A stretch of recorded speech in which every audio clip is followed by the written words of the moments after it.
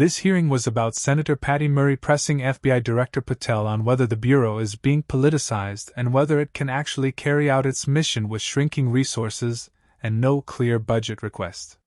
Senator Murray raised concerns that the FBI has been diverted from core responsibilities like counterterrorism, cyber threats, and organized crime, and instead is being used to go after people critical of the president.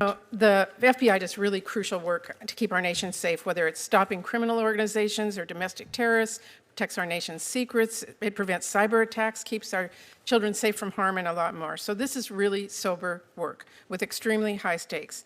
And I'm concerned that instead of focusing on the incredibly important mandate to keep Americans safe and to help impartially enforce our laws under your leadership, Director Patel, the FBI has been weaponized to go after Americans who disagree with the president.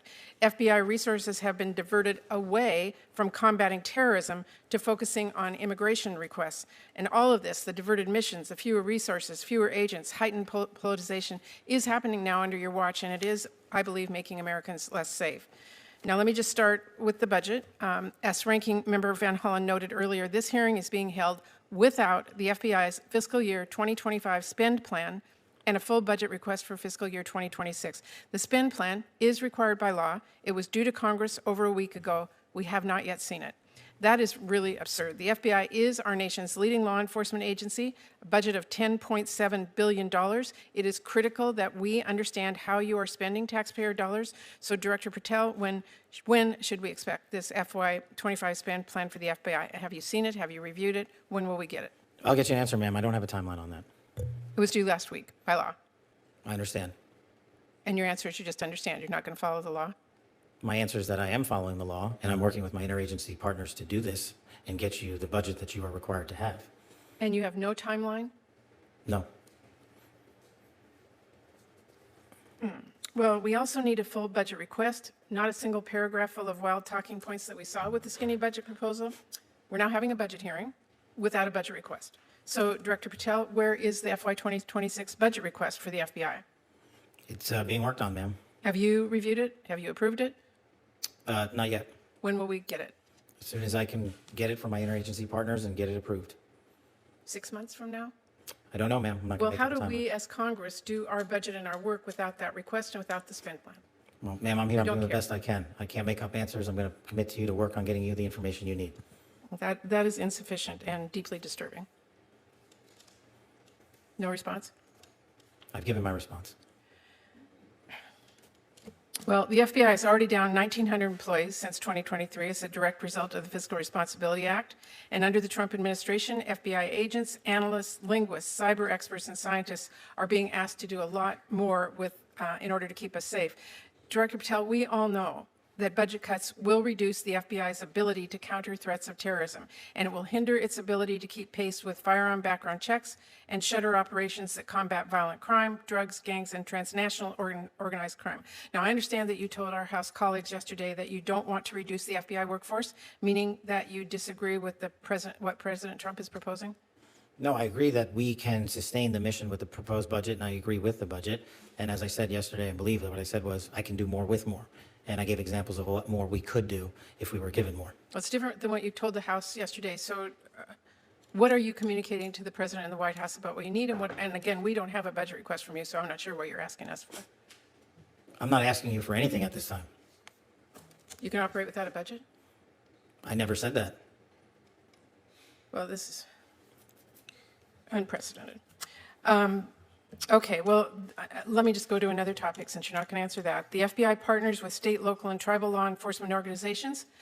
They provide critical intelligence and operational capabilities to combat violent crime and gangs and terrorist threats, fentanyl trafficking, challenges that our local communities really can't face alone. I'm going to give you an example. A few years ago, the Southeast Washington Safe Streets FBI Task Force worked with our Benton County and Franklin County Sheriff's Office, multiple Tri-Cities police departments, and the State Corrections Department to carry out one of the largest ever drug seizures in the region's history. Now we've got an administration already cutting more than $800 million in assistance in 2025 to local law enforcement organizations while proposing a $500 million cut for the FBI. Director Patel, can you explain to this committee how cutting resources for our local law enforcement partner agencies the FBI relies on to help your bureau keep safe, How do you expect the FBI and local law enforcement to do more without those significant resources they need? The FBI will continue to do what it does, which is work with embedded state and local law enforcement officers in our Joint Terrorism Task Force, in our Safe Streets Task Force, in our gang task forces. Those are a priority. Those billets have been maintained. Those billets have not been reduced. And with my reorientation, reprogramming that we've notified Congress to, you will see an augmentation in the field in every single state in this country. Well, again, we need to see the numbers and we need to see that budget from you. Let me ask you about the NICS system. The FBI is really on the front lines of keeping guns out of the hands of very dangerous criminals.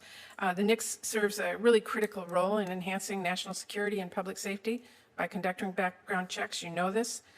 They are supported by the vast majority of American people, and I wanted to ask you this morning, will you commit to continuing to fund and run the FBI background check system? Yes. Thank you.